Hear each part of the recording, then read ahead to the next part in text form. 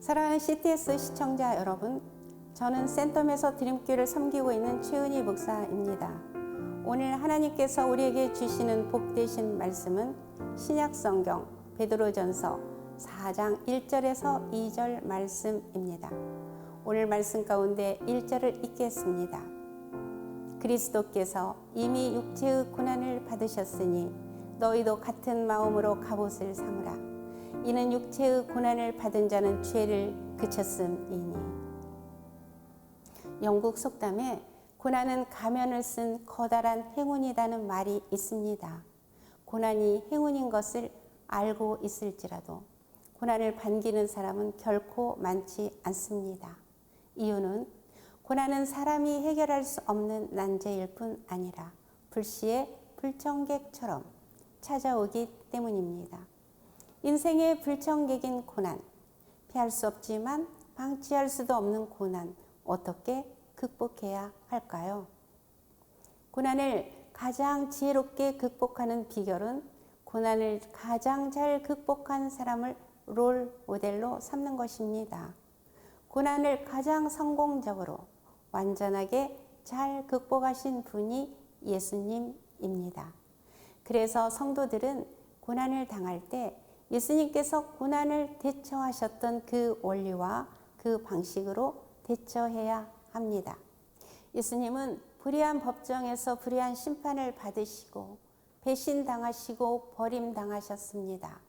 예수님께서 받으신 육체의 고난은 사람이 겪을 수 있는 고통의 한계를 넘었습니다. 예수님은 이렇게 엄청난 육체의 고난을 자원하셨습니다. 그것만이 우리를 살리는 길이고 그것만이 우리의 죄를 끊어지게 하는 일이었기 때문입니다. 예수님께서 십자가에 못 박혀 죽으심과 동시에 죄와 죽음의 권세가 끝이 났습니다. 예수님의 십자가를 통하여 인류의 구원의 역사가 완성되었습니다. 스스로 고난을 선택하시고 끝까지 감당하셨기에 예수님은 부활의 첫 열매가 되셨으며 모든 믿는 자들에게는 영생의 길이 열렸습니다. 하나님께서 가장 사랑하시는 아들에게 고난을 주셨듯이 하나님께서 사랑하시는 자녀에게 고난을 허용하십니다. 하나님께서 허용하시는 고난이라면 그 고난은 인생의 블랙홀이 아니라 믿음의 순도를 높이고 삶을 온전하게 하는 하나님의 선물입니다. 사람들은 저마다 자기 방식으로 인생의 불청객인 고난을 견뎌냅니다. 그러나 하나님의 자녀들은 자기 방식으로 고난을 견뎌내는 것이 아니라 예수님께서 고난을 극복한 방법과 원리로 고난을 극복해야 합니다. 장차 누릴 기쁨을 생각하면서 모든 수치와 부끄러움을 몸으로 견뎌내신 예수님을 기억하며 고난을 대처한다면 고난은 항상 하나님의 선물입니다. 우리 믿음의 근원이시며 완성자 되신 예수님만 바라보는 고난은 예수님의 영광에 이르는 선물입니다.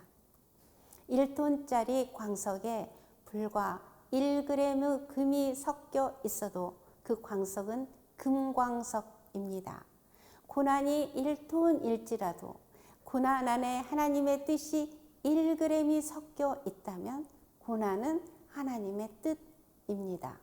고난은 결코 고난 자체로 끝이 나는 법이 없습니다. 현재의 고난은 미래의 영광으로 끝이 납니다.